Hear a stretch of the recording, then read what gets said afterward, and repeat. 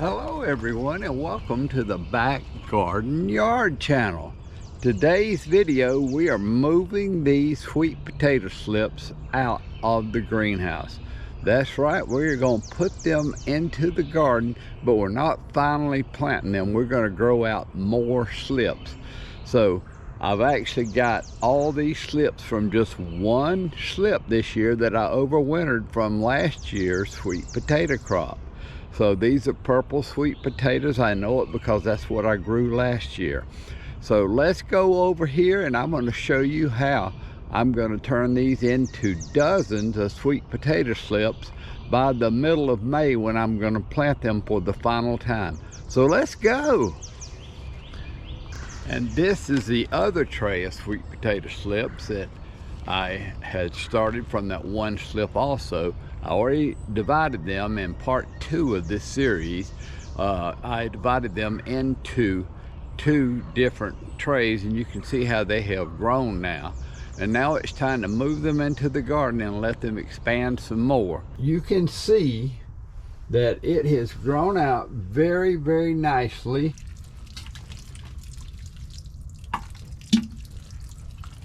Okay, I think that's sufficient water. And that's how you make dozens of sweet potato slips from one sweet potato. So now there is so much noise in the neighborhood that I am going to a voiceover to continue for a while. The next step is to prepare the soil into a raised bed type configuration, and then to add some fertilizer. Today I will be using 10-10-10 fertilizer, and I can't believe it's chicken compost.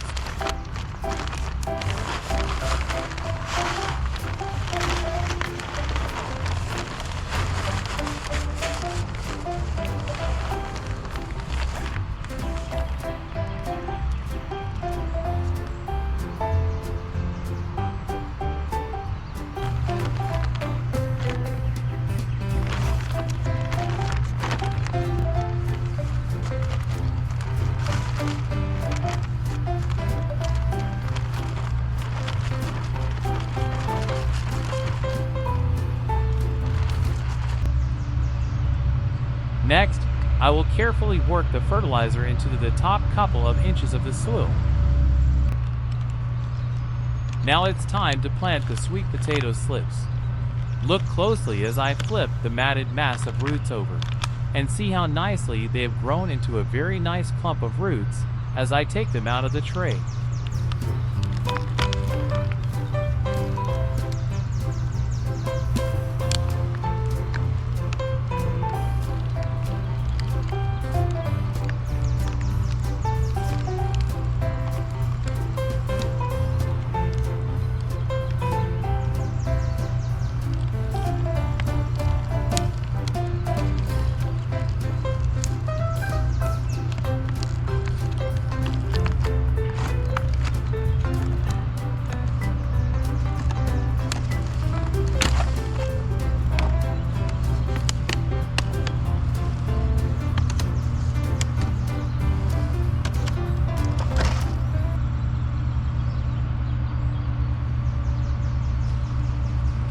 I will give you a close-up view of the roots when I take the second batch of slips out of its tray.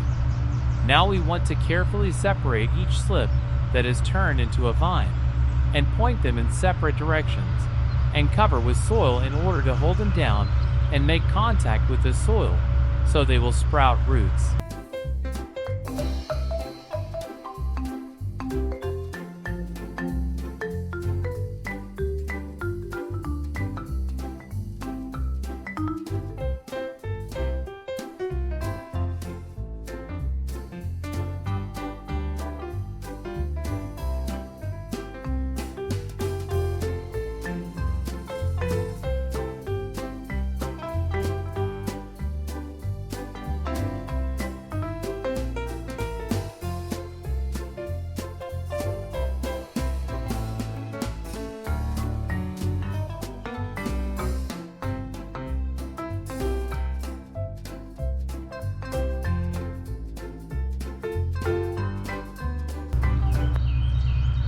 So now we will do the same procedure with the second tray of plants.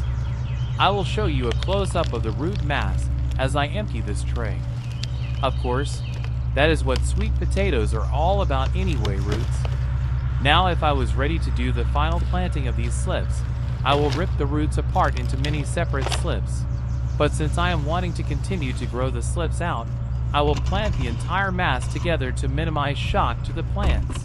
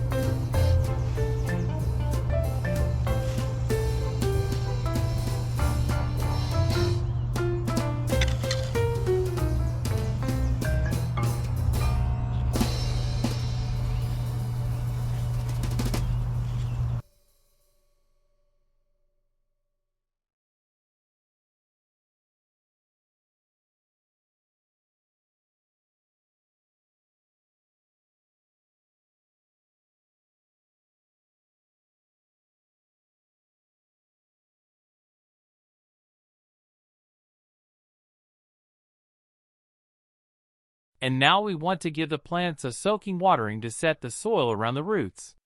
Later today, we will give them another soaking watering, and then daily until it rains again.